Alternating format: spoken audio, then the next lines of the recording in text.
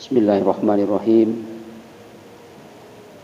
Assalamualaikum warahmatullahi wabarakatuh.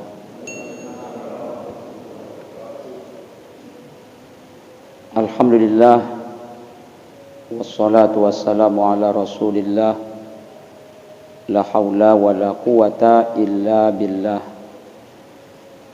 Ashhadu an la ilaha illallah wahdahu la syarikalah, wa ashhadu anna Muhammadan abduhu wa rasuluh la nabiyya ba'dah.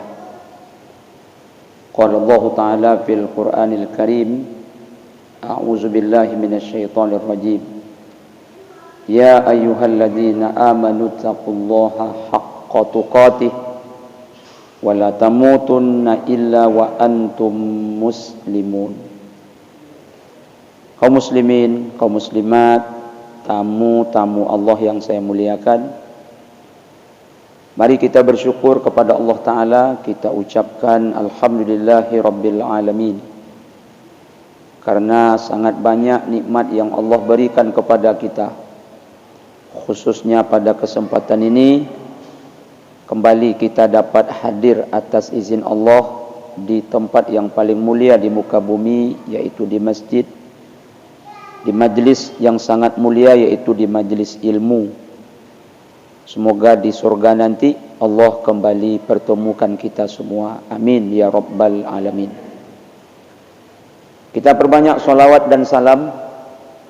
Kita mohonkan kepada Allah Ta'ala semoga selalu dicurahkan kepada Nabi tercinta Muhammad sallallahu alaihi wasallam. Kita ucapkan Allahumma salli ala Muhammad wa ala ali Muhammad, dengan sering bersolawat. Semoga dengan izin Allah Ta'ala kita mendapatkan syafaat dari Nabi Muhammad sallallahu alaihi wasallam di hari kiamat nanti. Amin ya rabbal alamin. Kaum muslimin, kaum muslimat, tamu-tamu Allah yang saya muliakan, pada kesempatan singkat dan insyaallah berlimpah barakah kali ini, kita masih menyambung pembahasan tentang Hadisul Arba'in An-Nawawi, yaitu hadis tentang nasihat. Hadis ini riwayat Imam Muslim dari Abu Ruqayyah Tamim bin Aus Ad-Dari. Baiklah, kembali kita bacakan hadisnya. An Abi Ruqayyata Tamim ibn Ausin Ad-Dari radhiyallahu anhu anna an-nabiyya sallallahu alaihi wasallam qala ad-dinun nasihah. Qulna liman? Lillahi wa li kitabihi wa li rasulihi wa li a'immatil muslimin wa ammatihim. Yang artinya, dari Abu Ruqayyah Tamim bin Aus Ad-Dari radhiyallahu anhu, sesungguhnya Nabi Muhammad sallallahu alaihi wasallam bersabda, agama itu nasihat. Kami bertanya, untuk siapa?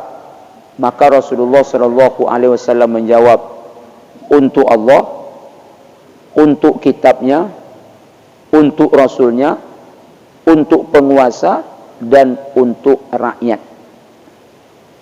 Pada pertemuan yang lalu telah kita bahas, yaitu untuk Allah. Sekarang kita lanjutkan, yaitu untuk kitabnya. Apa maknanya, wahai kaum muslimin? Dalam hadis ini kita diperintahkan oleh baginda Rasulullah sallallahu alaihi wasallam untuk beriman kepada Al-Qur'an Al-Karim. Al-Qur'anul Karim itu adalah kalamullah, adalah wahyu yang diwahyukan oleh Allah Ta'ala melalui malaikat Jibril kepada baginda Rasulullah sallallahu alaihi wasallam. Wajib kita beriman dengan Al-Qur'an tersebut. Dan Al-Quran itu dijamin kebenarannya tanpa ada sedikit pun keraguan di dalamnya. Allah tegaskan di awal-awal dalam surah Al-Baqarah. Apa kata Allah Ta'ala? Zalikal kitab la raiba fi hudal lil muttaqin. Al-Quran adalah kitab yang tak ada sedikit pun keraguan di dalamnya, menjadi petunjuk bagi orang-orang yang bertakwa. Jemaah tamu-tamu Allah yang saya muliakan, lalu bagaimana cara membuktikan kalau kita ini beriman kepada Al-Quran? Yang pertama, kita mesti senang mendengarkan ayat-ayat suci Al-Quran ketika dibacakan. Allah Ta'ala berfirman dalam surah Al-A'raf ayat 204. A'udzubillahi minasyaitonirrajim. Wa idza quri'al Qur'anu fastami'u lahu wa ansitu la'allakum turhamun. Apabila dibacakan Al-Quran itu, kata Allah Ta'ala, dengarkan, diam, agar kalian, kata Allah, mendapatkan rahmat, mendapatkan pahala. Begitu perintah Allah Subhanahu wa Ta'ala. Dan begini caranya kita membuktikan kita beriman kepada Al-Quran, yaitu suka mendengarkan ayat suci Al-Quran. Jemaah tamu-tamu Allah yang saya muliakan, baginda Rasulullah SAW pada suatu ketika menyuruh salah seorang sahabat untuk membacakan Al-Quran kepadanya. Siapa sahabat yang dimaksud? Ibnu Mas'ud radhiyallahu anhu ardah. Apa kata baginda Rasulullah SAW? Ibnu Mas'ud, bacakanlah Al-Quran kepadaku. Apa kata Ibnu Mas'ud? Haruskah aku membacakannya kepadamu ya Rasulullah, padahal Al-Quran itu Allah turunkan kepadamu? Apa kata Nabi SAW? Aku senang mendengarkan Al-Quran itu dibacakan oleh orang lain kepadaku. Lalu jemaah, Ibnu Mas'ud pun membaca Al-Quran. Apa yang dibaca oleh Ibnu Mas'ud? Surah An-Nisa. Ya ayyuhan nasu taqu rabbakumul ladzi khalaqakum min nafsin wahidah wa khalaqa minha zawjaha wa batha minhuma rijalan katsiran wa nisaa wattaqullaha alladzi tasaaluna bihi wal arham innallaha kana 'alaikum raqiba. Terus sampailah ayat 41 surah An-Nisa. Apa bunyi ayat 41 dalam surah An-Nisa? Fa kaifa idza ji'na min kulli ummatin bisyahid wa ji'na bika ala haula'i syahida. Sampai ke ayat itu, apa kata Rasulullah kepada Ibnu Mas'ud? Cukup Ibnu Mas'ud, cukup. Ibnu Mas'ud begitu Rasul mengatakan cukup, dia angkat kepalanya, dia melihat wajah baginda Rasulullah SAW. Apa yang dia saksikan? Air mata baginda Rasulullah mengalir membasahi kedua belah pipi saat mendengar Ibnu Mas'ud membaca Al-Quran. Beginilah seharusnya kita dengan Al-Quran. Tapi maaf, entah kapanlah kita sampai ke tingkat ini. Allah berfirman, innamal mu'minuna alladzina idza dzukirallahu wajilat qulubuhum wa idza tuliyat alaihim ayatuhu zadathum imana. Orang beriman itu apabila disebut Allah bergetar hatinya. Awak disebut Allah belum bergetar lagi. Disebut kebesaran Allah kadang-kadang tak singgah ke dalam hati. Dan apabila dibacakan ayat-ayat Allah kepada orang beriman itu, serta merta bertambah imannya. Sekali lagi, entah kapan kita sampai kepada titik seperti ini. Mendengar nama Allah, hati bergetar. Mendengar ayat Allah dibacakan, iman langsung bertambah. Jadi untuk itu jemaah, Ketika kita benar-benar beriman kepada kitab Allah yang dimaksud Al-Quran, senang mendengarkannya. Di mana? Di rumah kita. Sering diputarkan ayat-ayat suci Al-Quran. Entah itu di radio, entah itu televisi. Jangan lebih sering yang kita putar di rumah kita kaset-kaset yang sifatnya nyanyian percintaan, yang tidak ada sedikit pun manfaatnya, yang membuat kita melamun, membuat kita menghayal, bahkan membuat hilang iman kita. Tapi apa yang sering kita dengarkan di rumah kita? Ayat suci Al-Quran. Termasuk di kendaraan kita. Termasuk di kendaraan kita. Flash disk kita.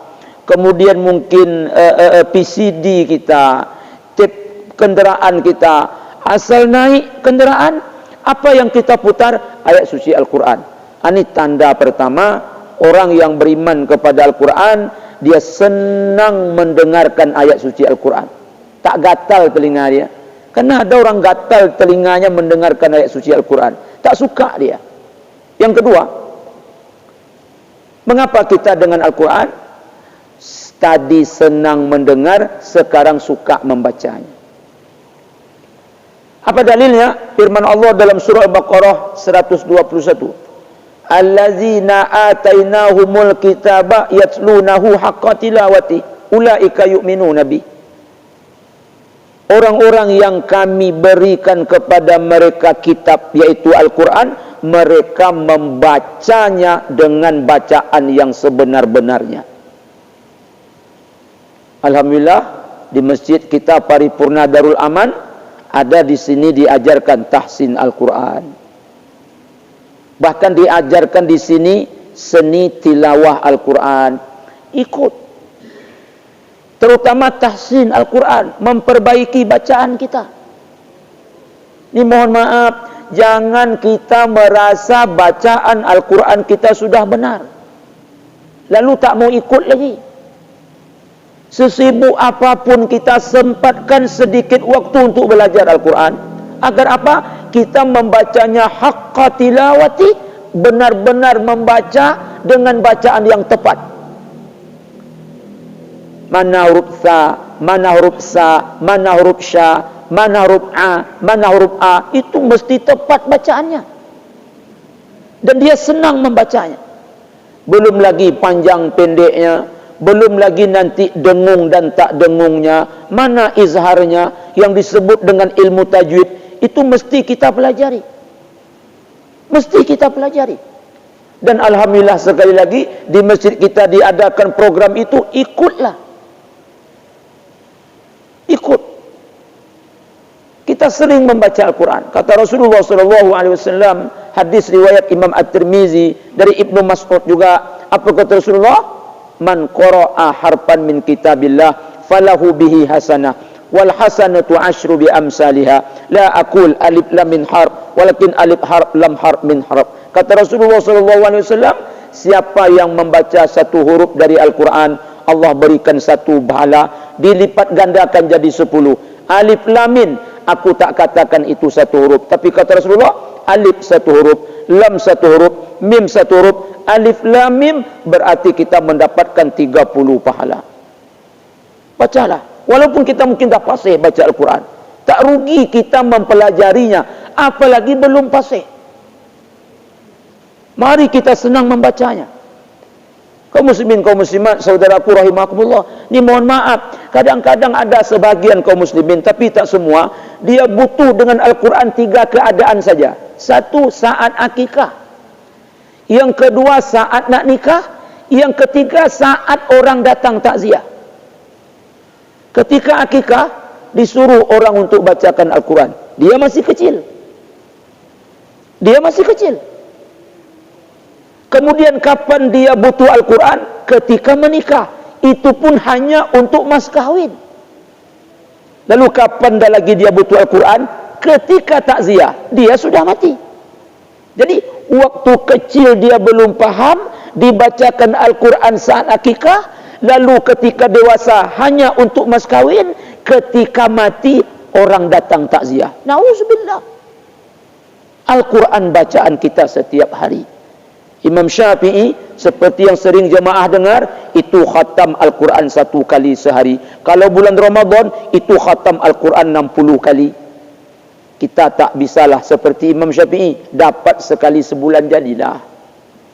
Jadilah sekali sebulan. Kalau sekali sebulan, berarti malam setengah juz, siang setengah juz. Setengah tambah setengah, 1 juz sehari semalam. 30 hari khatam. Tapi biasanya kita khatamnya nunggu Ramadan. Kalau jarang, kalau Ramadan belum datang, kayaknya agak berat kita. Kaum muslimin, kaum muslimat, waktu juga yang memisahkan kita. InsyaAllah masih panjang pembahasan nasihat agama terhadap kita dengan Al-Quran. Yang pertama, senang mendengarkannya. Yang kedua, senang membacanya. Yang ketiga, jika perlu mau menghafalnya. Yang keempat, mentadaburinya. Yang kelima, mengamalkannya. Yang keenam, mengajarkannya. InsyaAllah pada lain waktu, jika Allah izinkan kita bersua, kembali akan kita sambung kaji kita ini. Terima kasih atas perhatian. Mohon maaf banyak kekurangan. Kita tutup dengan doa kafaratul majlis. Subhanakallahumma Rabbana wa bihamdika ashhadu an la ilaha illa ant astaghfiruka wa atubu ilaih. Billahi taufiq wal hidayah. Wassalamualaikum warahmatullahi wabarakatuh.